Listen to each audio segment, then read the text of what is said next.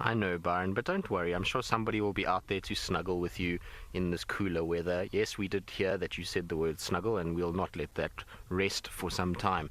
But you can see now a second of the Birmingham boys has joined. So Nena has now walked in, and he's standing over. So he's pushed that female from where she was feeding. She's now been resigned to eating off the face, and he's licking around the eyes and the ears and all of that area.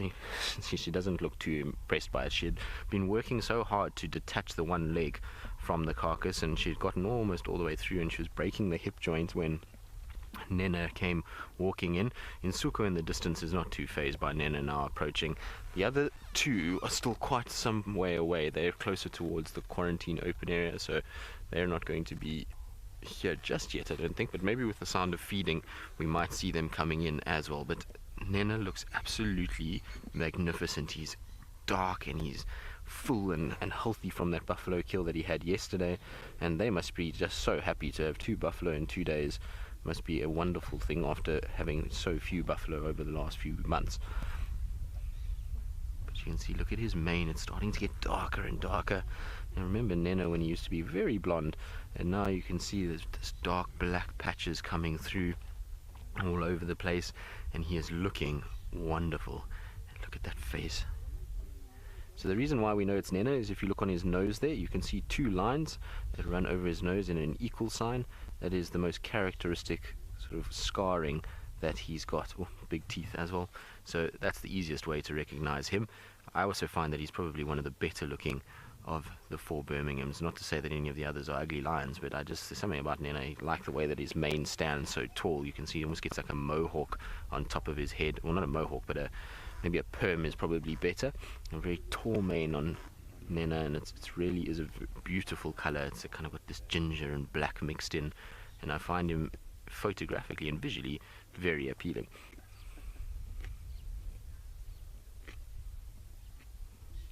Outback, you're wondering how bad this buffalo is starting to smell. Well, the answer to that, Outback, is that I haven't even smelt it yet. As the wind is drifting away from me, we strategically parked ourselves so that the wind would blow over our shoulder. But I wouldn't imagine it's too bad. I mean, it will smell, but it's not going to be too hectic because it's actually quite cold today. So we've had overcast weather. There's no sun that's out at the moment, so you'll find that it's cool. There's been little sort of sun baking it in any way. Last night was quite a cold night, and that means that this would actually be somewhat still fairly fresh. It's not too bad, but I would imagine if we parked on the other side, there would definitely be some sort of scent emanating from that buffalo. Had it been a hot day, it probably would have been a lot more unbearable. You can actually see, though, which is very interesting, is generally on when you have a buffalo kill and you have a situation where it's stood for 2 days like this one has, if you go zoom into the meat, you should actually see little bits of maggot activity, but there is no maggot activity there whatsoever. So there's a few flies, and that's because it's actually not very hot at all. Nena, are you full, buddy? Have you got no space for more buffalo? Look at him, though. Is he not wonderful? Lisa, you wondering, of the 4 lions, do we know who the alpha lion is? Lisa, difficult to say. We have spent so little time with the Birminghams, all 4 together. Look, she's not interested. He wants to see if she's a possible mating option. But Lisa, of the 4 lions, we haven't seen very much of them together, so it's difficult to have seen what the pecking order is. And because they cover such a large expanse and so many prides, all 4 males are seen with the different prides at different times. So it's a difficult one to work out who's actually in charge of what's going on. It's not like the Majingaland coalition where they used to spend so much time together, and you used to be able to see who would lead who would lead the charges if they fought, or who would be the first one to be mating. In this case with the Birminghams, it's almost like they spend so much time apart that it's really not easy to know actually who's on top of who. But I would imagine that Nena and Nsuku, being that they physically seem to me a bit larger, they've also taken on a much darker tone than what Tinyo and Mfumo have taken on. You can see Nena's skin next to the lioness. He's almost got like a grey-black color to his coat. You see that? And that's from him becoming one of the more dominant ones within the coalition. He's secreting a lot of testosterone, which is causing a melanin production, and that's what's darkening that fur up. So I would imagine one of these 2 is kind of in control mostly, and then you'll find that probably Tinyo and Mfumo are the last 2, but it's difficult to say. I mean, that could be completely wrong, and you'll find even with these coalitions is that there'll be an ebb and flow of dominance. So now with Nsuku maybe carrying a bit of an injury in Nena, or Nkuhuma or Tinyo might be able to then pass him and become more dominant and try and get into mating before this male is able to, because of his injury. So it's difficult to say, but you can see how he's sniffing around. Not very happy lioness to have him sniffing around. She's obviously not in the mood for mating, given that she's a little bit.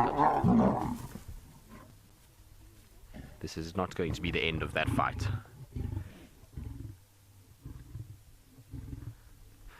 I love Nsuku's reaction in the background. As you can see, there wasn't one. So even though there was a bit of a spat, Nsuku's not really interested at all, but you can hear this lioness is not happy. So she's saying, you will not go anywhere near me. I am not in the mood for mating. I'm here to eat.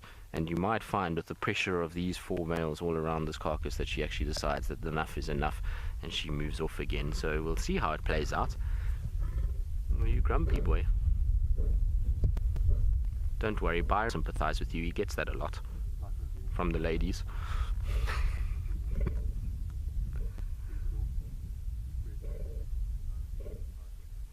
That sound, though, is absolutely incredible when they growl at each other like that. It is the most intense sound. It cuts right through you, and it makes you feel little. I would imagine back in the day when people used to traverse these areas in ox wagons, how these kind of sounds at night must have just put people on edge every time. It's a crazy sound, and I'm glad that we weren't in those times when you had to do all of those things, because it must have been a very, very tough experience. And you can see in the top there's a few vultures hanging around as well. So at the moment I've only seen white-backed and hooded vultures.